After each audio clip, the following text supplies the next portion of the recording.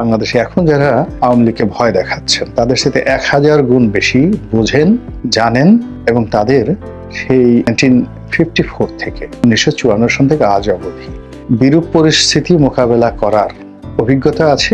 বিরূপ পরিস্থিতিতে টিকে থাকার জেনেটিক জিনগত যে বৈশিষ্ট্য, এটি আওয়ামী লীগের রক্ত, মাংস, অস্থি, মজ্জা এবং মস্তিষ্ক একেবারে পাকাপোক্ত হয়ে গেছে। কাজেই এই যে বর্তমান যে সমস্যাগুলো আমরা দেখছি, আওয়ামী লীগের লোকজন কিন্তু এই সময়ের মধ্যে সবকিছু তারা সামলে নিয়েছে। 99% আওয়ামী লীগের যারা লোকজন তারা এখনো বাংলাদেশে আছেন।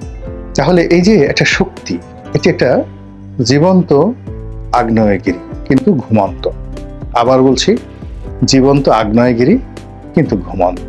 সেটাকে মোকাবেলা করার জন্য যে পরিকল্পনা দরকার, যে জনপ্রিয়তা দরকার, যে সাংগঠনিক শক্তি দরকার, যে শুভ কর্ম দরকার, এটি ডক্টর মোহাম্মদ ইউনূসের সরকার একেবারেই করতে পারছে না। রাজনীতিতে কেউ সরি বলে না। কাজে আওয়ামী লীগ অতীতে বলেনি, এখনো বলছে না এবং আগামী দিনেও বলবে না। ফলে কি হবে, আওয়ামী লীগ যদি ফিরে আসে তাহলে আওয়ামী লীগের শ্রেণী চরিত্র নিয়েই ফিরে আসবে এবং এটাই আমাদের দেশের ইতিহাস, এটাই আমাদের দেশের সংস্কৃতি। আসসালামু আলাইকুম রহমতুল্লাহি। সম্মানিত দর্শক, আওয়ামী লীগের রাজনীতির ভবিষ্যৎ কি? এই দলটি কি আদৌ টিকে থাকবে, নাকি ভারতের মদদে তারা আবার নতুন করে বাংলাদেশে ফিরে আসবে এবং ফিরে এসে অতীতে যা কিছু করেছিল সেগুলোকে আরো বহু বহু গুণ শক্তিমত্তা নিয়ে, কৌশল নিয়ে এবং প্রতিশোধ স্পৃহা নিয়ে তারা প্রতিপক্ষের উপর ঝাঁপিয়ে পড়বে?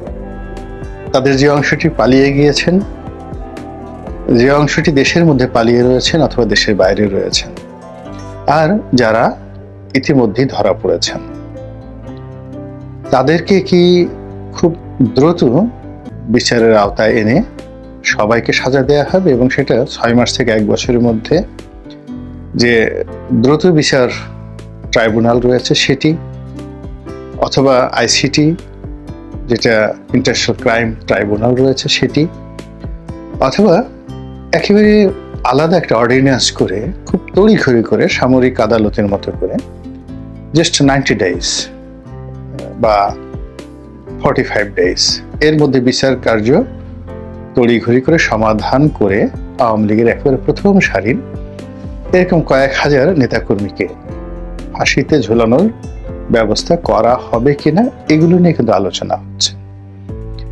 তার সঙ্গে সঙ্গে যে আলোচনাটা হচ্ছে সেটি হলো আওয়ামী লীগ যে কোনো ফর্মে রিভাইভ করবে কিনা। অর্থাৎ এখানে একটা বিষয় কিন্তু প্রকৃতি খেলে বারবার। অর্থাৎ আপনি আপনার প্রতিপক্ষের সঙ্গে যে আচরণ করেন এবং আপনার সর্বোত্তম সময় যেটি যায়, অর্থাৎ আপনি ক্ষমতা, অর্থ, বিত্ত, প্রভাব, প্রতিপত্তি, রূপ, যৌবন, অর্থাৎ জীবনের সব ক্ষেত্রে যখন সফলতার স্বর্ণ শিখর আপনার করায়ত্তে থাকে, তখন আপনার ব্যবহারগুলো প্রকৃতি লিখে রাখে। ইফ ইউ আর গুড, তখন আপনার জন্য একটা নিদারুণ ভালো পরিণতি অপেক্ষা করে দুনিয়া এবং আখিরাতে। এবং if you are bad, worst, অর্থাৎ আপনি ক্ষমতা পাওয়ার সঙ্গে সঙ্গে পিতামাতাকে ভুলে গেলেন, প্রিয়জনকে ভুলে গেলেন, আপনজনকে ভুলে গেলেন, এমন একটা অকৃতজ্ঞর যে ভাবভঙ্গি নিজের ব্যক্তিত্বে ফুটিয়ে তুললেন, যেটি আল্লাহ রাব্বুল আলামিন কোরআনে খুব চমৎকারভাবে বলেছেন যে তার বান্দারা মানে আমরা যখন বিপদে পড়ি তখন আমরা খুব কান্নাকাটি করি, এত বেশি কান্নাকাটি করি যেটা ভাষায় প্রকাশ করা যায় না। এবং আমাদের কান্নাকাটির কারণে মহান আল্লাহ রাব্বুল আলামিনের যে দয়া এবং তার করুণার যে সাগর, সেখানে জোশ এসে যায়। তিনি জানেন আমরা কি করব, তারপরও তিনি আমাদেরকে ক্ষমা করে দেন, শুধুমাত্র এই পৃথিবীতে দৃষ্টান্ত স্থাপন করার জন্য। তো সেই ক্ষেত্রে যখন মানুষ বিপদ মুক্ত হয়ে পড়ে, সে গা ঝাড়া দিয়ে উঠে এমন তাণ্ডব শুরু করে, এমন একটা ভাব ভঙ্গি দেখায়, অবস্থা দৃষ্টি মনে হয় কোনো কালে তাদের যে বিপদ ছিল, বিপত্তি ছিল, এবং তারা যে অঝরে চোখের পানি ফেলেছে, এইরকম কথা তারা স্মরণই করতে চায় না। তারা ভাবভঙ্গি প্রকাশ করতে চায় না, মনে হয় যেন আজীবন তারা এমন ছিল। এ কথা স্বয়ং আল্লাহ রাব্বুল আলামিনের আমাদের সম্পর্কে দুর্ভাগ্য। যা বলছিলাম, তো আমাদের এই বাংলাদেশের রাজনীতিতে এখন আওয়ামী লীগ খুবই দুর্ভাগা অবস্থায় আছে, এবং তারা হয়তো যার যার অবস্থানে থেকে চিন্তা করছেন আবার সুযোগ পেলে ভালো কিছু করবেন, কেউ চিন্তা করছেন আবার সুযোগ পেলে দেখিয়ে দেবেন, এটা করবেন ওটা করবেন, যার যার মতো করে আল্লাহ রাব্বুল আলামিনের সঙ্গে তাদের একটা যোগাযোগ হয়ে যাবে। এটা প্রকৃতির একটা বিধান। কিন্তু এই সময়ের মধ্যে গত 100 দিন আমরা যে জিনিসটা দেখলাম, যে গত 15 বছর ধরে কিংবা তারও অধিক কাল, ধরুন গত 20 বছর ধরে যারা দুর্ভোগে ছিলেন, দুর্দশার মধ্যে ছিলেন, এবং সেই দুর্ভোগ এবং দুর্দশা থেকে রক্ষা পাওয়ার জন্য অঝরে কেঁদেছেন, বারবার তওবা করেছেন, জিন্দেগিতে আর রাজনীতি করবেন না, তাদের অনেকের এই পরিবর্তিত অবস্থায় আমরা যে রণমূর্তি দেখছি, এবং তাদের যে কামনা, বাসনা, চাহিদা, অঙ্গভঙ্গি এবং তাণ্ডব, মন্দ কাজের তাণ্ডব, অকৃতজ্ঞতা, কৃতজ্ঞতা, তারপর সন্ত্রাস, সব মিলিয়ে এই জমিনে এরকম একটা রসায়ন তৈরি করে ফেলেছে যে মানুষের মন বিগড়ে গিয়েছে। আমজনতা আবার আল্লাহ রাব্বুল আলামিনের কাছে নতুন করে প্রার্থনা করা শুরু করে দিয়েছে, এবং আগামী দিনগুলো কেমন যাবে এটা নিয়ে অনেকেই আতঙ্কিত হয়ে পড়েছে। এবং তারই প্রেক্ষিতে প্রকৃতিতে যা হয়, নতুন করে আবার একটা শূন্যতা তৈরি হয়েছে, রাজনীতির শূন্যতা। এবং সেই শূন্যতা পূর্ণ করার জন্য বিভিন্ন অ্যাঙ্গেল থেকে বিভিন্ন রাজনৈতিক, বিভিন্ন অরাজনৈতিক প্রতিষ্ঠান, সংঘ, সংগঠন, দেশি এবং বিদেশি শক্তি এবং একই সঙ্গে চক্র, তারা চেষ্টা করছেন। ভারত চেষ্টা করছেন নানাভাবে। আমাদের সীমান্তগুলোতে যা হচ্ছে, এরকম বিশ্রী ঘটনা স্বাধীনতার পরে কখনো ঘটেনি, 47-এর পরে কখনো ঘটেনি। আবার পাকিস্তান এই মুহূর্তে যা করছে, আমেরিকা এই মুহূর্তে যা করছে, এবং অলনে ছাড়েন যখন ইংল্যান্ড, তারাও যা কিছু করছেন এবং বলছেন, তা আমাদের অতীতের সকল হিসাবকে এলোমেলো করে দিচ্ছে। এই যে এত লম্বা ভূমিকা টানলাম, এর কারণ হলো এখনো যে বিষয়গুলো আমাদের কাছে মনে হচ্ছে যেগুলো অসম্ভব, আওয়ামী লীগের ফিরে আসা সম্ভব নয়। কিন্তু প্রকৃতিতে এমন অবস্থা তৈরি হয় যে গতকাল যাকে হত্যা করার জন্য আপনি ঘুষছেন বা মেরে ফেলার জন্য আপনি দৃঢ় প্রতিজ্ঞ ছিলেন, আজকে তার জীবন রক্ষা করার জন্য আপনি আপনার নিজের জীবনটি দিয়ে দিলেন। এরকম পরিস্থিতির ঘটনা হয়ে যায়। তো সেক্ষেত্রে আওয়ামী লীগের একটি পরিশুদ্ধ রূপ, অর্থাৎ আওয়ামী লীগ পরিশুদ্ধ হয়ে আসবে, নিজেরা সংগঠিত হবে, এবং এদেশের রাজনৈতিক অঙ্গনে দীর্ঘমেয়াদে তারা অতীতের ভুল ভ্রান্তি থেকে বের হয়ে এসে একটা নতুন পরিশুদ্ধ আওয়ামী লীগ গঠন করবে। এরকম স্বপ্ন অনেকে দেখেন, যেটা বাংলাদেশে একেবারেই অসম্ভব। আমাদের এই দেশে রাজনীতিতে কেউ সরি বলে না, জামাত বলে না, বিএনপি বলে না, জাতীয় পার্টি বলে না, কেউ বলে না। কাজে আওয়ামী লীগ অতীতে বলেনি, এখনো বলছে না, এবং আগামী দিনেও বলবে না। ফলে কি হবে, আওয়ামী লীগ যদি ফিরে আসে, তাহলে আওয়ামী লীগের শ্রেণী চরিত্র নিয়েই ফিরে আসবে, এবং এটাই আমাদের দেশের ইতিহাস, এটাই আমাদের দেশের সংস্কৃতি। তো সেই ক্ষেত্রে আওয়ামী লীগের প্রস্তুতি চলছে।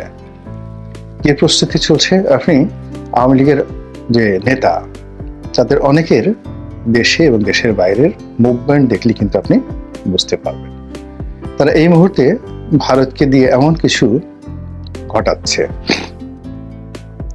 এই মুহূর্তে বাংলাদেশের মধ্যে এমন কিছু ঘটছে, এবং এর সঙ্গে যে আওয়ামী লীগের যোগ সাজস নেই তা কিন্তু বলা যাচ্ছে না।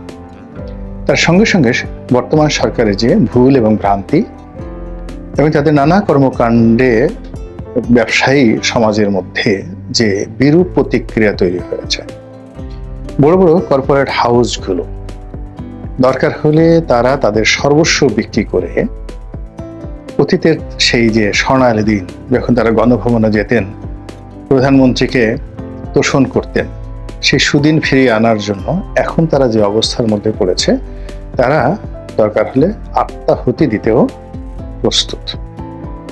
অনেক ব্যবসা প্রতিষ্ঠান বন্ধ হয়ে গেছে, অনেকে বন্ধ হওয়ার মতো অবস্থায় পড়েছে, অনেকের দেশ বিদেশের সহায় সম্পত্তি নিয়ে যেভাবে টান দিয়েছে, তার জন্য তারা সবাই মিলে একটি মরণ কামড় দেবে এবং একটি যাকে বলা হয় আওয়ামী লীগকে পুনর্বাসন করার জন্য একটি প্রকল্প তারা বাস্তবায়ন করবে। এটা একেবারেই স্বাভাবিক এবং আমরা পাক ভারত উপমহাদেশ নয়, সারা দুনিয়ার ইতিহাসে দেখেছি যখন একটা বিপ্লব হয় সেখানে খুব অল্প সংখ্যক ক্ষেত্রে বিপ্লব পরিপূর্ণভাবে সফল হয়। পৃথিবীতে যে কটি বিপ্লব একেবারে খুব পূর্ণ মাত্রায় সফল হয়েছে, সেই বিপ্লবের মধ্যে কিউবার বিপ্লব এবং এই যে বর্তমানে সৌদি আরব যারা চালাচ্ছেন ইবনে সৌদ পরিবার, তাদের সেই ওয়াহাবি বিপ্লব, এই দুটো বিপ্লব পরিপূর্ণভাবে আজ পর্যন্ত সফল হয়ে টিকে আছে। এর বাইরে অন্য যে বিপ্লবগুলো হয়েছে এর 99% বিপ্লবই প্রতি বিপ্লব দ্বারা প্রতিহত হয়েছে, ভ্যানিশ হয়ে গেছে এবং বেশিরভাগ ক্ষেত্রে সাবেক রেজিম, মানে যাদের বিরুদ্ধে বিপ্লব হয়েছিল তারা আবার প্রকারান্তে ফিরে এসেছে। তা আওয়ামী লীগ এই বিষয়গুলো তারা বাংলাদেশে এখন যারা আওয়ামী লীগকে ভয় দেখাচ্ছেন তাদের সাথে 1000 গুণ বেশি বোঝেন, জানেন এবং তাদের সেই 1954 থেকে 1954 সন থেকে আজ অবধি বিরূপ পরিস্থিতি মোকাবেলা করার অভিজ্ঞতা আছে, বিরূপ পরিস্থিতিতে টিকে থাকার জেনেটিক জিনগত যে বৈশিষ্ট্য, এটি আওয়ামী লীগের রক্ত, মাংস, অস্থি, মজ্জা এবং মস্তিষ্ক একেবারে পাকাপোক্ত হয়ে গেছে। কাজেই এই যে বর্তমান যে সমস্যাগুলো আমরা দেখছি, আওয়ামী লীগের লোকজন কিন্তু এই সময়ের মধ্যে সবকিছু তারা সামলে নিয়েছে। 99% আওয়ামী লীগের যারা লোকজন তারা এখনো বাংলাদেশে আছেন। বোঝার চেষ্টা করুন, 99% বেশি আওয়ামী লীগের যারা লোকজন এখন বাংলাদেশে আছেন, শুধু আছেন না, যার যার অবস্থানে গ্রামে গঞ্জে ব্যবসা বাণিজ্যে সব জায়গাতে একেবারে বহাল তবিয়তে আছেন। তাহলে যদি 35% লোক আওয়ামী লীগ করে, তার 1% আওয়ামী লীগকে আমরা যদি ধরি, 99% আওয়ামী লীগ যার যার অবস্থানে আছে আর 1% আওয়ামী লীগ বাস্তুচ্যুত হয়েছে, এক গ্রাম থেকে অন্য গ্রামে, এক শহর থেকে অন্য শহরে, এক জেলা থেকে অন্য জেলায়, অথবা বাংলাদেশ থেকে অনেকে পালিয়ে গেছেন। অনলি 1%। আবার এই 1%-এর মধ্যে যদি আপনি এটাকে 100 করেন তাহলে দেখবেন যে 99 জন লোক বাংলাদেশের মধ্যেই আছেন আর একজন মাত্র লোক সীমান্ত পাড়ি দিয়ে ভারতে, লন্ডনে, আমেরিকাতে গিয়েছেন, খুব অল্প। তাহলে এই যে একটা শক্তি, এটি একটা জীবন্ত আগ্নেয়গিরি কিন্তু ঘুমন্ত। আবার বলছি, জীবন্ত আগ্নেয়গিরি কিন্তু ঘুমন্ত। সেটাকে মোকাবেলা করার জন্য যে পরিকল্পনা দরকার, যে জনপ্রিয়তা দরকার, যে সাংগঠনিক শক্তি দরকার, যে শুভ কর্ম দরকার, এটি ডক্টর মোহাম্মদ ইউনূসের সরকার একেবারেই করতে পারছে না, বরং উল্টো করেছে। এর ফলে কি হলো, প্রশাসনের মধ্যেই আওয়ামী লীগের ভূত চেপে বসেছে এবং আওয়ামী লীগ সেই জিনিসগুলোকে তারা বিভিন্নভাবে বাজানোর চেষ্টা করেছে। কখনো সুজিব ওয়াজদের জয়ের মুখ দিয়ে এক ধরনের কথা আসছে, কখনো শেখ হাসিনার একটা কল রেকর্ড ফাঁস হচ্ছে, কখনো বঙ্গবীর কাদের সিদ্দিকী একটা কথা বলছেন, কখনো সেই জনাব সোহেল তাজ শেখ হাসিনাকে গালাগাল দিচ্ছেন। এবং আপনারা জানেন অনেক কিছুই রাজনীতিতে হয়। এই রাজনীতিতে যারা ক্ষমতায় থাকেন তারা টাকা দিয়ে প্রেস ক্লাবের সামনে অনেক লোককে দাঁড়িয়ে দেন যে আমাকে গালাগাল করো, অকথ্য ভাষায়, অশ্লীল ভাষায় গালাগাল করো, এবং এটাই রাজনীতি। তো কাজে যারা শেখ হাসিনাকে গালাগাল করছেন খুব অশ্লীল অশ্রাব্য ভাষায়, আওয়ামী লীগকে যারা গালাগাল করছেন এবং শেখ হাসিনার পরিবর্তে ডক্টর ইউনূসকে ত্রাণকর্তা মনে করছেন, ওর মধ্যে যে বা ওনার মধ্যে যে শেখ হাসিনার ভূত নেই কথা কিন্তু বলা যাবে না। তো সেই দিক থেকে শেখ হাসিনার যারা লোকজন আছে তারা একটা ডেডলাইন দিয়ে রেখেছে, সেটি হলো ডোনাল্ড ট্রাম্প 20 তারিখে ক্ষমতা লাভ করবেন এবং সেই 20 তারিখের পরে আপনি দেখবেন কত দ্রুত তারা মাঠে নেমে যায় এবং সেটি এখনো অনেক সময়। এর কারণ হলো পুরো ডিসেম্বর মাস এবং জানুয়ারির 20 তারিখ।